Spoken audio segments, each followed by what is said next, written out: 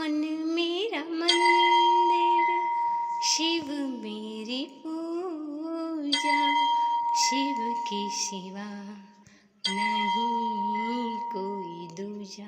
बोलो सत्यम शिवम, बोल तू सुंदरम, मन मेरे शिव की महिमा के गुण गाए जा।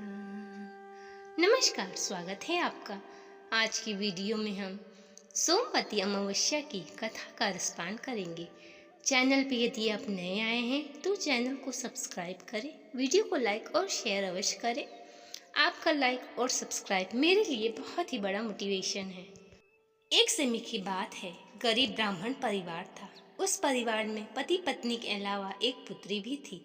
वह पुत्री धीरे धीरे बड़ी होने लगी। उस पुत्री में समय और बढ़ती उम्र के साथ स्त्रियोचित गुणों का विकास भी हो रहा था।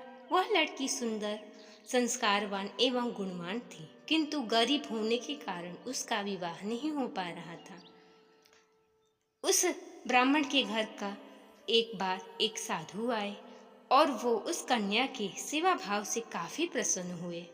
कन्या को लंबी आयु का आशीर्वाद देते हुए साधु ने कहा कि इस कन्या के हथेली में विवाह योग्य रेखा नहीं है। तब ब्राह्मण दंपति ने साधु से उपाय पूछा कि कन्या ऐसा क्या करे कि उसके हाथ में विवाह योग्य बन जाए।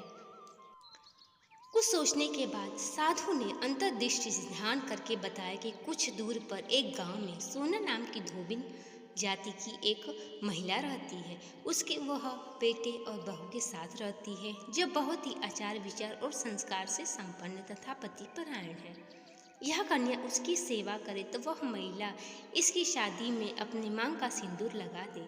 उसके बाद इस कन्या का विवाह हो तो इस कन्या का विधवा का योग मिट जाएगा। साधु ने यह भी बताया कि यह महिला कहीं आती जाती नहीं है। यह बात सुनकर ब्राह्मणी ने अपनी बेटी से धोबिन की सेवा करने की बात कही।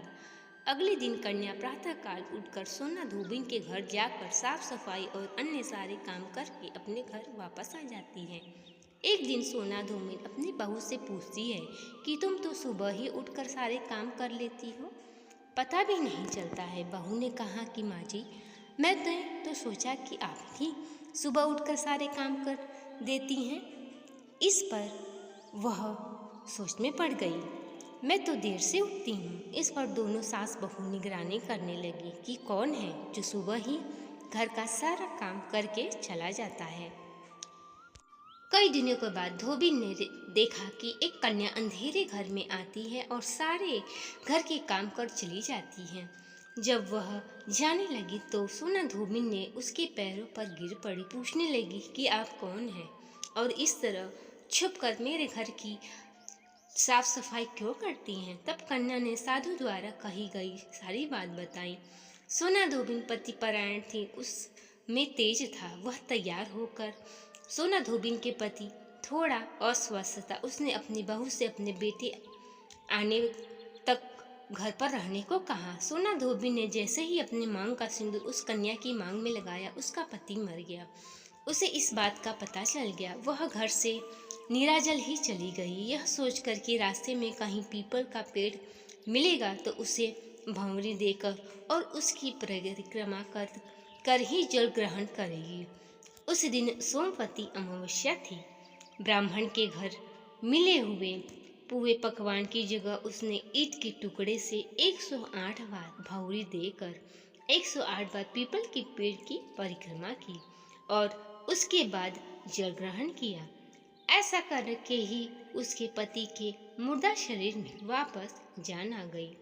धोबिन का पति वापस जीवित हो उठा और सोमवती अमावस्या का महत्व इस दिन से सुहागन महिलाएं अपने पति की लंबी उम्र के लिए सोमवती अमावस्या के दिन सूर्योदय से पूर्व उठकर पीपल के पेड़ में 108 बार परिक्रमा करके पूजन करती हैं। उसके बाद ही अन्न या जल ग्रहण करती हैं। तो ये था आज का वीडियो पसंद आया हो तो चैनल को सब्सक्राइब करें और वीडियो को शेयर अवश्य करें। कमेंट बॉक्स में भगवान का जयकारा अवश्य लगाएं। मिलते हैं अगले वीडियो में, तब तक के लिए नमस्कार।